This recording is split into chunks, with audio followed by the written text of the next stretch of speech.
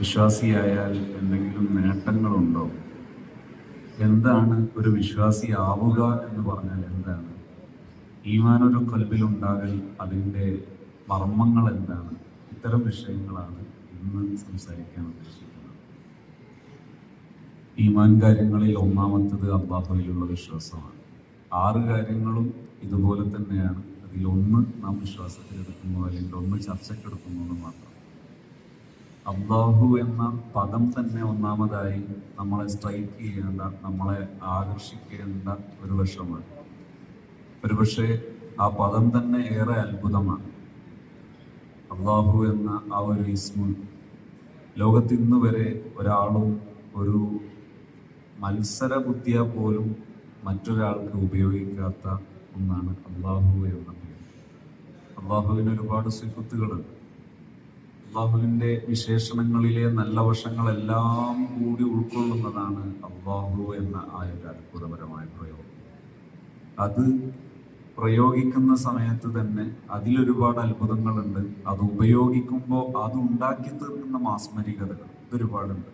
അതിപ്പോൾ ഇന്ന് ചർച്ചക്കെടുത്താൽ ദീർഘിച്ചു പോകും. ഒരുപക്ഷെ അത് അതികഠിനമായൊരു വിഷയമാകാൻ പോലും ചാൻസ് ഉണ്ട്. അതുകൊണ്ട് അതിലേക്ക് ഇന്ന് കിടക്കുന്നു. അള്ളാഹു എന്ന പദം അതെത്രമാത്രം ആസ്വാദ്യകരമാണ്, എത്രമാത്രം ഗ്രാഹ്യമാണ്, അതെത്രമാത്രം അർത്ഥങ്ങൾ ഉൾക്കൊള്ളുന്നു, അത് ഏതൊക്കെ ലെവലിൽ ഒരു മനുഷ്യനിൽ പ്രവർത്തിക്കാൻ സാധ്യതയുണ്ട്. അല്ലാഹു എന്നത് ഒരുപാട് ദിശയിലൂടെ ഒരു മനുഷ്യനിൽ പ്രവർത്തിക്കാൻ സാധ്യതയുള്ളതാണ്. ഇതുപോലെ ഭക്ഷണം ഒരുപാട് ദിശയിലൂടെ മനുഷ്യനിൽ പ്രവർത്തിക്കും. ഇപ്പോൾ ഒരു ആള് ഒരു പായസം കുടിക്കുകയാണ്, അതിൻ്റെ ടേസ്റ്റ് മധുരമാണ്. ഒരാൾ ബിരിയാണി കഴിക്കുകയാണ്, അതിൻ്റെ ടേസ്റ്റ് മറ്റൊന്നാണ്.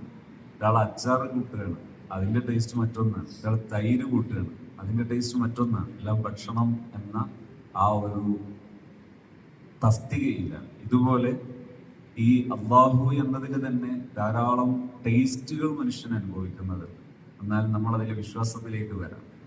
അല്ലാഹു ലാ ഇലാഹ ഇല്ലാ ഹുവൽ ഹയ്യുൽ ഖയ്യൂം.